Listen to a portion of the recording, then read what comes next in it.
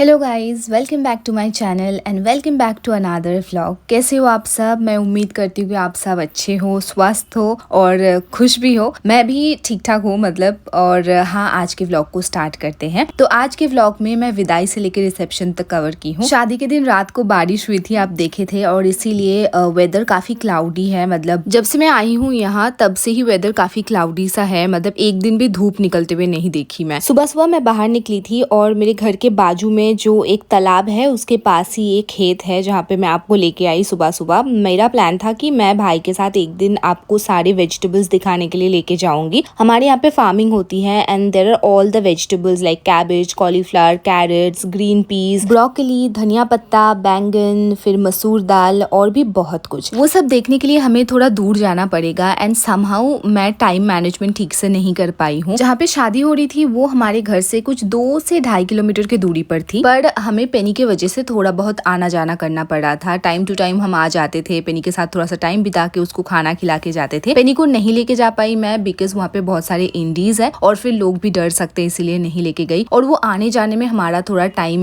मतलब कंज्यूम हो गया and few of our plans did not work out. पर कोई बात नहीं, क्या कर सकते हैं अभी। चलो, हम पापा की दुकान में हैं। सुबह सुबह उठ के तैयार होके आ गए हैं। तैयार मतलब कुछ नहीं, बस कपड़े पहने। मैं तो लिपस्टिक लगाई हूँ और मम्मी कुछ भी नहीं लगाई। आके यहाँ पे देखो विदाई चल रही है। Of course this is a sad moment and I clearly remember mine. और देख के कितना भी आपको कैसे लगे, बहुत लोग जज करते हैं कि जानबूझ कर ही तो कर रहे हो शादी, तो क्यों रोना। जब आप भी शादी करोगे तब आपको समझ आएगी कि क्यों रोते हैं लोग। भली हमको पता है कि हमें छोड़ के जाना पड़ेगा सब कुछ, but still like it's really difficult to accept. और आज भी मुझे मतलब वो चीज हजम नहीं होती है कि क्यों हमें सब कुछ छोड़ के जाना पड़ेगा। और उस क्यों का कोई जवाब नहीं है। माई बुआ वॉज क्राइंग अ लॉट, क्योंकि ये जो मेरी बहन है और मेरे बुआ, ये ही दोनों घर पे रहते थे मोस्ट ऑफ द टाइम। बाकी लोग तो काम पे निकल जाते हैं। दैट इज द रीजन मेरे बुआ के लिए थोड़ी सी डिफिकल्ट होगी कुछ दिन and she will feel like lonely. मेरे बहन को इतना ज्यादा प्रॉब्लम नहीं होगी एज ऑफ नाउ, क्योंकि अभी वो जाएगी नई वहाँ पे जाके वो लोगों को जानेगी, थोड़ा सा नए एटमोसफियर में अपने आप को एडजस्ट करेगी। उसके बाद जब सब कुछ एडजस्ट हो जाएगा then she will start missing her family and everything. That's what happened to me. मैं शुरू में जाके शायद 1-2 महीना मुझे समझ नहीं आया।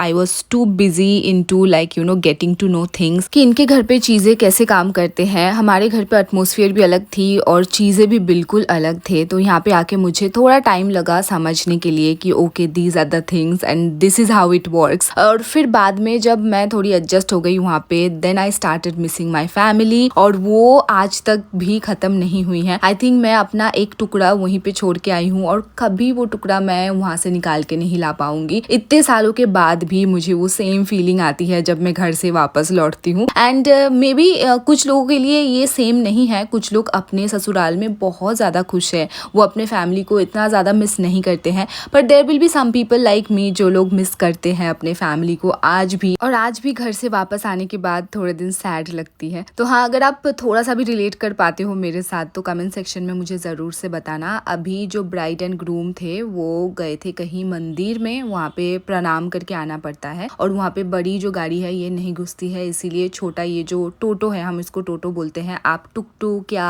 इलेक्ट्रिक रिक्शो ये सब बोलते होंगे, उसमें ही जाना पड़ा। और फिर अभी ब्राइड एंड ग्रूम निकल गए, हम लोग वापस आ रहे हैं पैदल पैदल। ये रास्ता काफी नैरो है, यहाँ पे बस टुक टुक आ सकती है और कुछ नहीं। And this is my dad and other family members. फिर मैं आ गई थी मेरे पापा की दुकान और हम दोपहर को खाना वाना भी खाए। Everyone was sad so I did not vlog at all. सबको याद सैड ही रहेंगे, हम लोग भी थोड़े सैड थे। मैं वापस आने के बाद थोड़ा सा फिर से घूमने निकली थी, आपको दिखा रही हूँ, देखो कितना फॉगी सा हो गया फिर से। और ये दिन का वो समय है जो मुझे सबसे ज्यादा पसंद है। आप लोगों को पता होगा कि मैं एक मॉर्निंग पर्सन नहीं हूँ। आई लाइक दिस डस्क, जो शाम की जो अंधेरा है उससे पहले की जो ये एटमोसफियर है ना, ये मुझे बहुत ज्यादा पसंद है। अभी काफी लेट हो चुकी है, चलो घर चलते हैं, नहीं तो मम्मी ढूंढते हुए आ जाएगी। और इसके बाद मैंने फिल्म नहीं किया पूरे 24 घंटे। उसके बाद नेक्स्ट डे शाम को जब मैं रेडी हो रही थी रिसेप्शन के लिए तभी फिल्म करना स्टार्ट किया। पता नहीं क्यों मुझे बहुत ज्यादा ऐसे सैड फील हो रही थी। मुझे वो समय याद आ रहा था जब मैं शादी करके चली गई थी एंड मैं और मम्मी बैठ के चाय पीते पीते यही सारे बातें कर रहे थे। My mom was telling me कि how she felt that day when I left. और उसके बाद मैं इतनी दुखी हो गई कि पूरे एक दिन फिल्म ही नहीं किया। फिर शाम को जब मैं रेडी हो रही थी रिसेप्शन के लिए तभी फिल्म करना स्टार्ट किया। तो चलो मेकअप कर लेते हैं। मैं स्किन केयर करके थोड़ा सा प्राइमर भी अप्लाई कर ली थी ऑलरेडी। करी। चलो थोड़ा सा कलर करेक्ट करते हैं। ये ऑरेंज करेक्टर है बाय के ब्यूटी और जहाँ पे भी पिगमेंटेशन है वहाँ पे अप्लाई कर ली थी। इट इज रियली क्रीमी और बहुत ही आसानी से ब्लेंड हो जाती है। आप लोग मुझे पूछते रहते हो कि पिगमेंटेशन के लिए क्या यूज करना है, तो हाँ, पिगमेंटेशन के लिए आप नाइसिनामाइड का इस्तेमाल कर सकते हो, जैसे कि नाइसिनामाइड सीरम। आजकल टोनर, मॉइस्चराइजर और सनस्क्रीन में भी नाइसिनामाइड आती है, पर जो सीरम है वो मोस्ट पोटेंट फॉर्मूला होती है जिसकी वजह से वो जल्दी रिजल्ट दिखाएगी। अभी मैं फाउंडेशन अप्लाई कर रही हूँ, साथ में थोड़ा सा कंसीलर आईलिड पर। फाउंडेशन और कंसीलर को फेस पर ब्लेंड करने के लिए मैं वेट ब्यूटी ब्लेंडर यूज करती हूँ। बस आई मेकअप के लिए मैं ब्रश के इस्तेमाल करती हूँ। ब्यूटी ब्लेंडर से एक स्किन लाइक फिनिश मिलती है जो मुझे बहुत ज्यादा पसंद है। अभी मैंने एक डार्कर शेड ऑफ कंसीलर लिया और उसको मैं एक ब्रॉन्जर के तरह यूज करूंगी। आप लोग मुझे पूछते रहते हो कि आपका फाउंडेशन कौन सा है, तो मैं नॉर्मली इसका जवाब नहीं देती बिकॉज ये ना काफी महंगा एक फाउंडेशन है जो मैं किसी को भी रिकमेंड नहीं करना चाहूंगी। पर एक्चुअली में अगर आप प्रोफेशनल हो या आप मतलब मेरे जैसे हर रोज मेकअप यूज करते हो तो मैं आपको बोलूंगी this foundation is a lifesaver. This is actually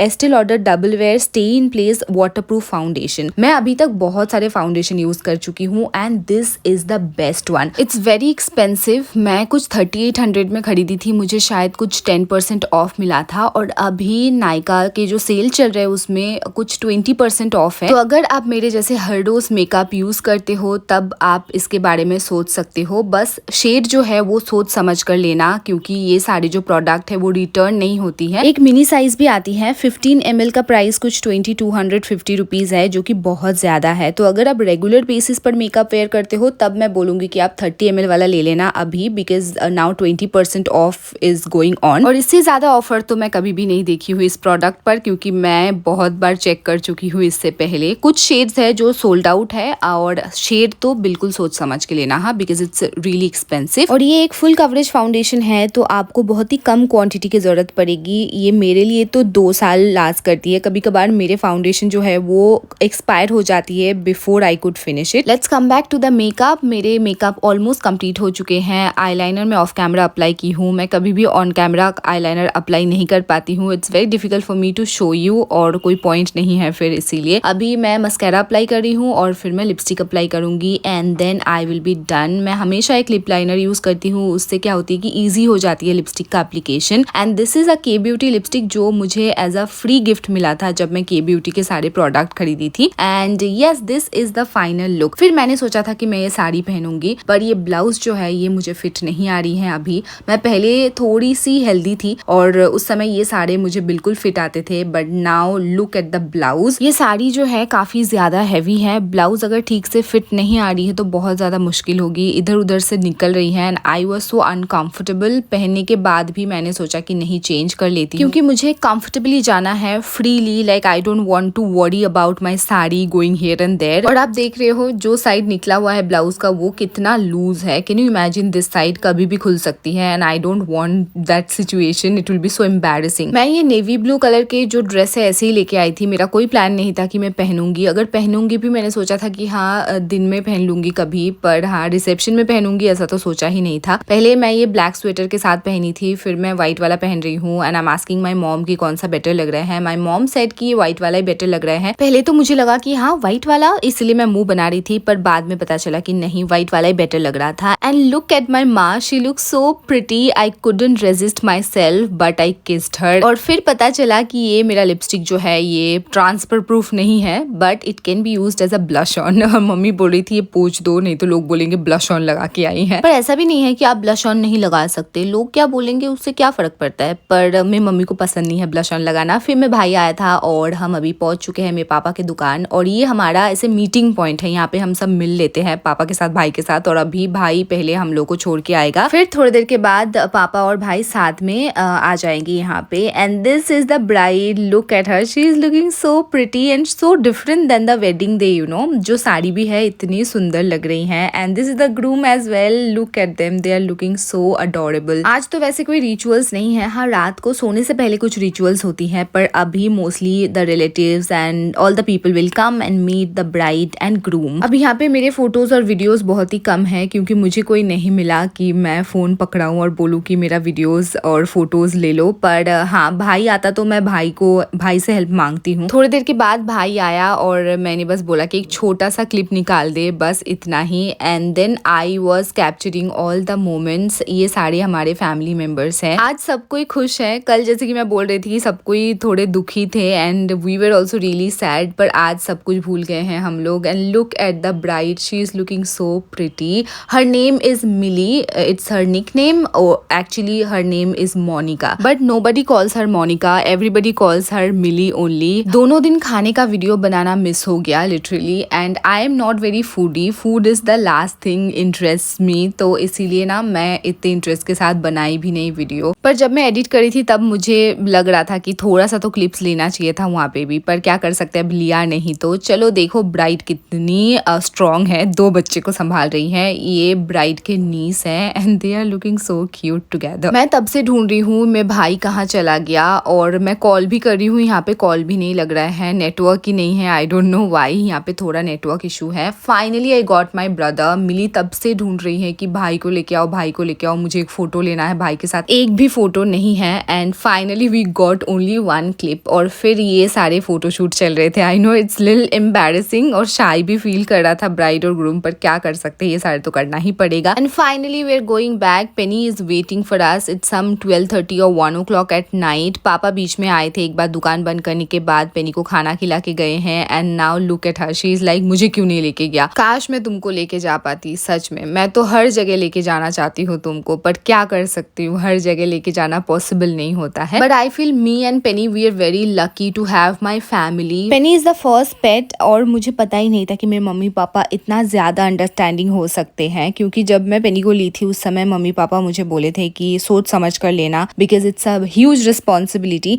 Penney has made me responsible in many ways and she is also like emotionally बहुत ज्यादा सपोर्ट करती है मुझे। वो मतलब बात नहीं कर पाती है, पर फिर भी वो जितना एक्सप्रेस करती है ना उतना ज्यादा तो कोई इंसान भी एक्सप्रेस नहीं कर सकता। She is just our family member and we all share a very good bond with each other in the family. चलो अभी चेंज कर लेते हैं। और गले में जो पहनी थी ना वो थोड़ी डेलिकेट थी, पेनी जंप कर रही थी तो उसके वजह से ये टूट गया। अब मुझे देखना पड़ेगा कि इसको मैं जोड़ सकती हूँ कि नहीं। आई थिंक मैं इसको जोड़ सकती हूँ, और फिर मुझे मेकअप रिमूव करना पड़ेगा, इसीलिए मैं मेकअप अप्लाई करना पसंद नहीं करती हूँ। लिपस्टिक और ब्लश ऑन ही लगाती हूँ। मस्कैरा लगाने का भी मन नहीं करता, क्योंकि मस्कैरा भी रिमूव करने में मुझे आलस आती है। मैं स्किन केयर वगैरह कर लेती हूँ, और जब फ्लाइट के बाद लौटती हूँ और उसके बाद मेकअप रिमूव करती हूँ तब मुझे बिल्कुल भी प्रॉब्लम नहीं होती है। That has become a routine में भी। इसीलिए जब भी मैं दूसरे चीज़ के लिए मेकअप करती हूँ ना, मेकअप रिमूव करते समय मुझे बहुत ज़्यादा आलस आती है। And now I can totally relate to you, जो लोग मुझे ये बोलते हैं। शायद अभी मैं बहुत सालों से फ्लाइट के लिए मेकअप कर रही हूँ, तो that has become a part of my duty. पर जब मुझे ऐसे में मेकअप मतलब अप्लाई भी करना होता है या रिमूव भी करना होता है तो बहुत ज़्यादा आलस आती है। फाइनली मैं मेकअप रिमूव कर चुकी हूँ, और मैं बालों में क्लचर लगाई for the first time. May be आप मुझे ऐसे देख रहे हो, मैं पहले लगाती थी क्लचर जब मेरी लंबी बाल थी, अभी तो ज़रूरत ही नहीं होता है। फिर भी अभी थोड़े लंबे हुए हैं मेरे बाल, और जल्दी मुझे